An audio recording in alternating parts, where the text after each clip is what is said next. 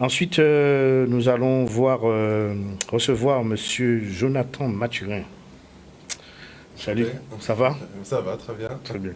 Donc tu es là tu es représentant de SumUp Caraïbes. C'est ça, tout à Voilà, fait. donc on va parler justement on a un spectre qui anime tout le monde. On parle de la disparition des espèces, plus de monnaie, plus de distributeurs, comment nous allons vivre, comment nous allons fonctionner, comment ces petits artisans vont faire sur les marchés et tout ça. On va se poser ces questions.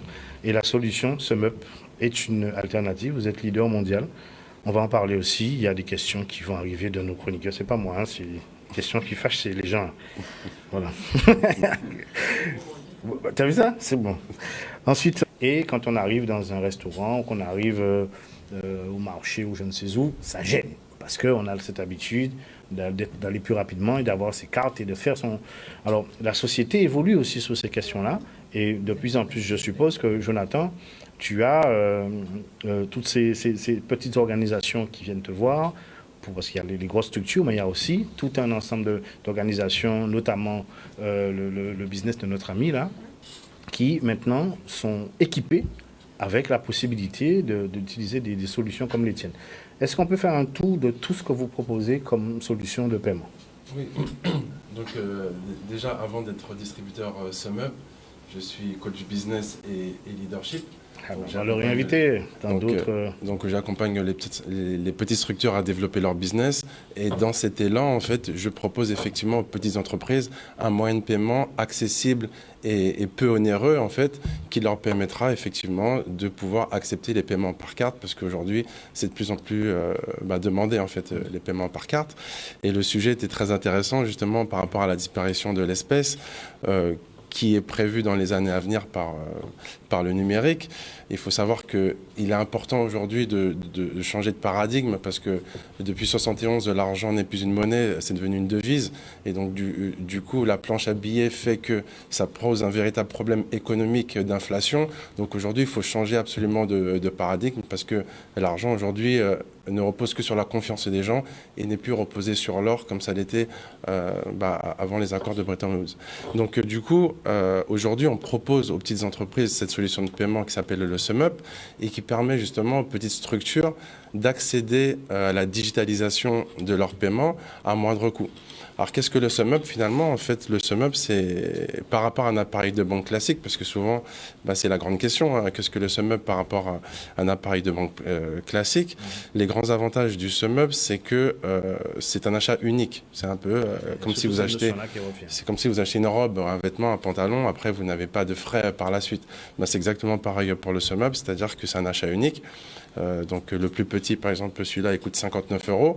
Et ensuite, vous n'avez pas d'abonnement, il n'y a pas de contrat, il n'y a pas de frais, vous n'êtes lié à personne en fait. Donc vous achetez votre appareil, vous l'utilisez ou pas, mais en tout cas, il n'y a pas de frais récurrents. Donc les seuls frais qu'il y a, ce sont des frais sur les transactions. Donc sur chaque transaction, il y a des frais. Et comme tous les appareils à carte bleue, il faut bien qu'ils se développent, il faut bien qu'il y ait des frais quelque part. Donc les seuls frais sont sur les transactions. Et contrairement à un appareil de banque où effectivement il y a un abonnement tous les mois, il y a un abonnement mensuel, il y a également des frais de télécollecte, il y a également des frais sur les transactions, il y a des frais aussi pour la maintenance. Donc il y a tout un tas de frais que beaucoup de petits entrepreneurs ne peuvent pas supporter parce que leur activité finalement, c'est pas l'activité d'un grand carrefour. Il n'y a pas beaucoup de volume, donc il y en a qui utilisent la carte que très ponctuellement, donc ils ne peuvent pas se permettre d'avoir un abonnement de 50, 60 ou 70 € par mois. Et dans quel cas, en fait, le SumUp sera la solution idéale pour ces personnes-là. Et d'autant plus, depuis 2020, on a de plus en plus l'habitude de payer à distance. Et donc, le paiement à distance est également intégré dans la solution SumUp, c'est-à-dire que même si la personne n'est pas là physiquement, on peut lui envoyer un lien de paiement et elle peut payer à distance. Donc ça, c'est super intéressant pour les petits business comme les pizzerias, parce que souvent, peut-être, les gens commandent une pizza, ils ne viennent pas la chercher. Et donc, du coup, ça reste sur le compte. C'est comme si on réservait le produit. C'est comme si on réservait le produit. Donc, on envoie le produit, on paye, au moins le produit est déjà réglé. Pour la vente en ligne aussi, vous fonctionnez SumUp s'intègre aussi dans la vente en ligne, c'est-à-dire que la solution de paiement SumUp s'intègre aussi à un site internet. On peut aussi l'intégrer à un site internet. Donc ça, c'est aussi intéressant. Alors aujourd'hui, au regard de la structure de notre tissu économique, quel est le profil le plus important, en fait, quelle est la catégorie d'entrepreneurs qui s'adresse à vous? Alors aujourd'hui, ça s'élargit de plus en plus, et ça part effectivement des plombiers, voilà, enfin des artisans en fait, les artisans, les plombiers, les vendeurs d'eau de coco, les vendeurs de bokit, tous ceux qui ont des... les nomades en fait. Les nomades ou les personnes qui vendent des bijoux sur la plage. Donc ça, c'est super pratique d'avoir un petit SumUp sur soi. Mais aujourd'hui, ça se démocratise parce qu'on a de plus en plus d'avocats, des juristes, des médecins. L'autre fois, j'étais chez le médecin, il avait un SumUp. J'étais quand même étonné. Et ça se démocratise en fait de plus en plus. Donc effectivement, ça part des artisans, mais aujourd'hui, c'est vraiment accepté par une grande majorité des indépendants qui ne sont plus forcément des artisans. Ok, alors si aujourd'hui les entrepreneurs viennent de plus en plus vers votre proposition, cette alternative au paiement, par rapport au TPE qui est plus ancien, TPE que proposé par les banques, quel est l'intérêt pour eux en fait? Pourquoi ils abondent beaucoup plus vers vous? Alors déjà, un appareil de banque n'est pas profitable à tous. Par rapport au coût, et aussi n'est pas accessible à tous. C'est-à-dire que la banque ne va pas octroyer un moyen de paiement à un artisan qui ne va faire que 2 transactions par mois. C'est pas intéressant pour eux. Donc cet artisan n'aura même pas le droit d'avoir un TPE. Tandis qu'avec SumUp, tout le monde peut en avoir. On ne vous demande pas si vous allez faire 1 transaction ou 1000 transactions par mois. C'est accessible à tous. Donc il n'y a pas de discrimination en fait dans la distribution en fait de ce moyen de paiement. Donc du coup, ça peut convenir à tout le monde. Quel est le cadre réglementaire? Parce que utiliser un SumUp, on comprend bien qu'il y a le système bancaire qui met en place un système de monétique et le SumUp. Donc est-ce que c'est le même cadre réglementaire?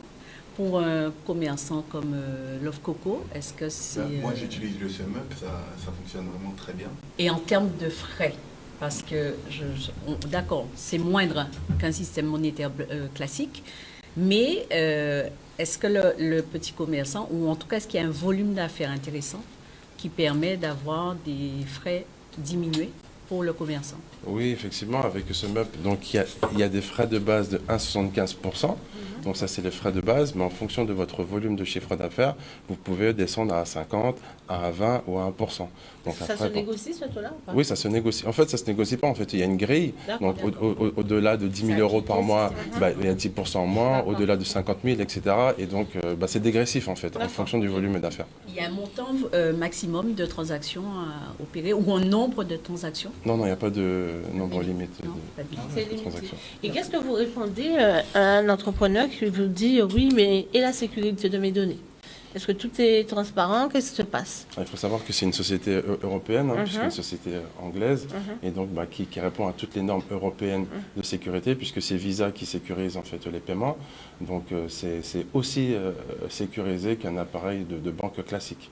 D'accord. Donc voilà, ils sont aussi en partenariat avec Mastercard, donc les 2 grands mastodontes en fait des cartes de paiement. Donc le paiement est ultra sécurisé. Ni plus ni moins qu'un appareil de banque classique. Est-ce que vous avez une réponse pour que ceux qui vous disent et le paiement en plusieurs fois? Alors effectivement, SumUp ne propose pas le paiement en plusieurs fois, contrairement à un appareil de banque qui va proposer effectivement le paiement en plusieurs fois. Et c'est pour ça que le SumUp n'est pas forcément adapté à tout le monde. Ça correspond à une cible. D'accord, mais si une personne, si une personne fait 1000 transactions par mois, peut-être que ça sera plus avantageux pour elle d'aller vers un appareil de banque parce qu'elle pourra négocier peut-être un taux à 0,5% que SumUp ne pourra pas proposer. Donc SumUp, c'est pas la solution miracle pour tout le monde. Ça va pas remplacer, en tout cas pour le moment, les appareils de banque, mais ça répond à un certain nombre de demandes et de besoins.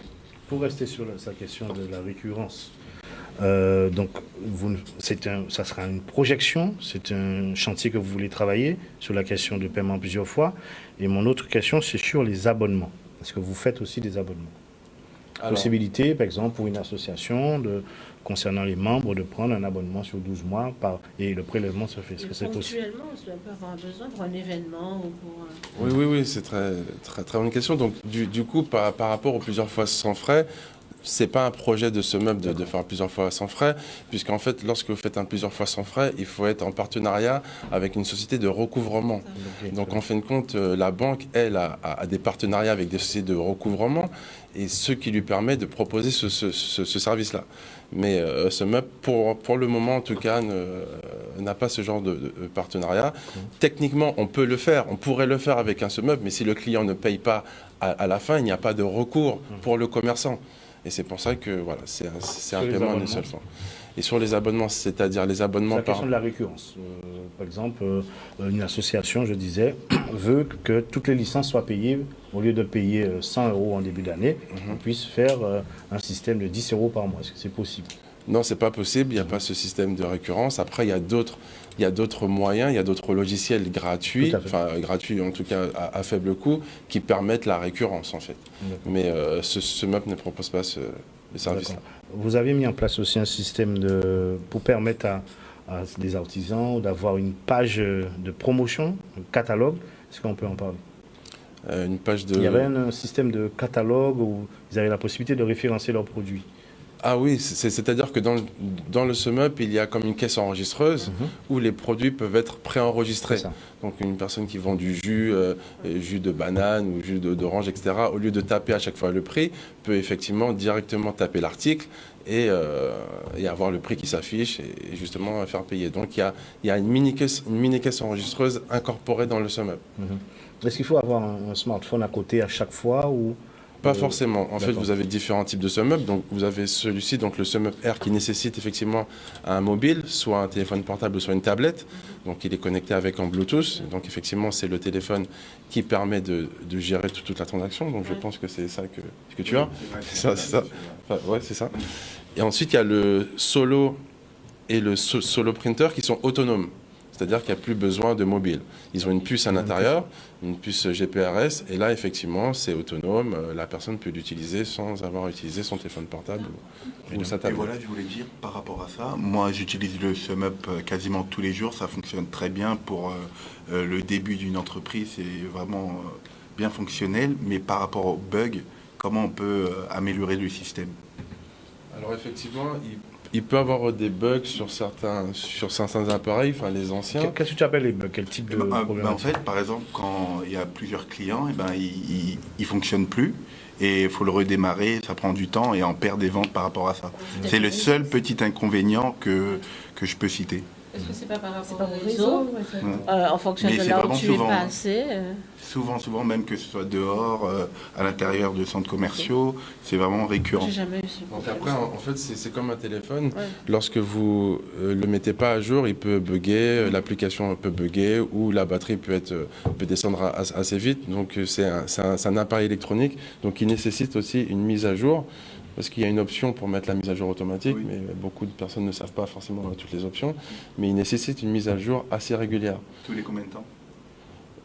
Il n'y a pas forcément de timing, mais bon, il faut le faire au moins. Cliquer automatiquement. Il faut au moins le faire une fois par semaine en fait. Donc c'est comme le téléphone. Vous avez des mises à jour qui sont automatiques, mais si vous n'avez pas activé la mise à jour automatique, bah, votre téléphone à un moment il va bugger. C'est vrai, quand tu es dans le feu de l'action, tu ne penses pas forcément au début de ta journée de faire une mise à jour sur le SumUp. Après tu te retrouves en galère, mais après ça revient. Si tu l'as là, je pense que Jonathan pourra te mettre. Je ne l'ai pas ramené. Il pourra le paramétrer. C'est ça. Oui. Qu'est-ce que tu disais? Non, je disais que le Coco peut présenter ses produits Oui, justement. qu'il vend par rapport avec le SumUp, justement. Moi, j'ai une dernière question avant de passer à l'offre Coco, à Jonathan. Quelles sont les conditions qu'on demande? Tu disais que c'était simple au départ. Est-ce qu'il faut un porteur de projet qui n'est pas encore immatriculé peut bénéficier du SumUp en cours? Oui, c'est une très bonne question, puisque beaucoup de personnes l'achètent parce qu'aujourd'hui on distribue d'autres magasins qui le vendent qui le vendent directement et qui ne prennent pas le temps justement d'expliquer aux clients comment ça fonctionne. Nous, on prend le temps, mais lorsque vous l'achetez à PC Leader, par exemple, bah, vous achetez votre sum-up et vous ne savez pas si s'il est bon pour vous ou pas. Donc du coup, beaucoup de particuliers l'achètent en pensant pouvoir régler les loyers de leur gîte. Mais il faut savoir que le sum-up est réservé aux entrepreneurs exclusivement. Il faut avoir une entreprise, il faut avoir un cabis, il faut avoir une activité professionnelle. Donc ça, c'est important. Il faut envoyer les pièces justificatives de son activité pour que le compte reste actif. Donc ça ne correspond pas effectivement aux particuliers. Tout le monde ne peut pas avoir un sum-up et commencer à encaisser. Donc c'est réglementé. Un numéro d'immatriculation directe. Voilà, avoir une association, être auto-entrepreneur ou autre, mais c'est vraiment pour les professionnels exclusivement. Et ça, c'est une très bonne remarque, effectivement. J'aimerais revenir sur la dimension des liens de paiement. Je pense que c'est vraiment une révolution, surtout avec WhatsApp, de permettre à quelqu'un de commander un livre ou si vous voulez offrir quelque chose à une tierce personne. Demain, c'est la fête des pères. Donc, je trouve que c'est une belle solution de pouvoir permettre, par exemple, à une base de données, d'envoyer des liens de paiement. Ça vous permet de... Alors, ça me permet d'introduire la question suivante sur la base de données. Parce que je vois que des fois, avec le SumUp, vous pouvez envoyer un lien ou une facture par SMS. Est-ce que celui qui souscrit un appareil chez vous a un usage de cette base de données? Est-ce qu'il peut récupérer les éléments qu'il a entrés? La base de données, je parle. Est-ce qu'il a accès à sa base de données? C'est-à-dire que vous faites les... Oui, alors il faut savoir que dans le SumUp, il y a la protection des données aujourd'hui. Donc, les données qu'on nous donne ne sont pas stockées dans le SumUp. Donc, on ne peut pas récupérer des données. Par contre, si on envoie une facture, il y a un facturier à l'intérieur. Et donc, dans la facture, on peut avoir le répertoire de toutes les personnes qui ont désiré avoir une facture. Donc oui, on peut récupérer les données que la personne nous a transmises. Dans le cadre de la facture. Mais si j'envoie juste un reçu à la personne, rien n'est stocké dans le SumUp. Donc ni SumUp, ni le propriétaire du SumUp n'utilise la plus. Non. D'accord. C'est quand même dommage. Attention. Il y a les RGPD. Voilà, c'est ça. Il y a les RGPD. En fait, la RGPD, c'est par rapport à eux. Oui. Mais celui qui, lui, crée la base de données, il est propriétaire de fait. Dans la RGPD, il n'a pas demandé l'autorisation au client d'utiliser ces données. Voilà. Donc, il ne peut utiliser les données. Non, c'est pas ce que je dis. Je me suis mal fait comprendre. Je dis que sur la question de la RGPD, met une régulation sur lui, sur SumUp, pour l'utilisation des données qu'ils entrent. Oui. Je parlais de celui qui a acheté le SumUp. Ça veut dire que je suis sur un marché, j'ai reçu 50 personnes, 70 personnes, j'ai fait un certain nombre d'entrepreneurs. Est-ce que je peux récupérer cette base de données que je vais après traiter et savoir combien de personnes, faire des... Tu comprends? C'est ça. Ça, c'est un outil commercial aussi. Est-ce que cette solution-là existe? Est-ce que c'est possible? D'accord. Le principe de RGPD, ça Non, ça va être commerçant à ce moment-là. De téléphone, c'est ça? Oui. Donc c'est le 05 90 555 718. 555 718. Il y a un site internet? Oui, c'est sumupcaraïbes.fr. On peut trouver aussi le SumUp chez PC Leader, chez Europhone également, et bientôt chez I Love Mobile. Très bien. Good Sup.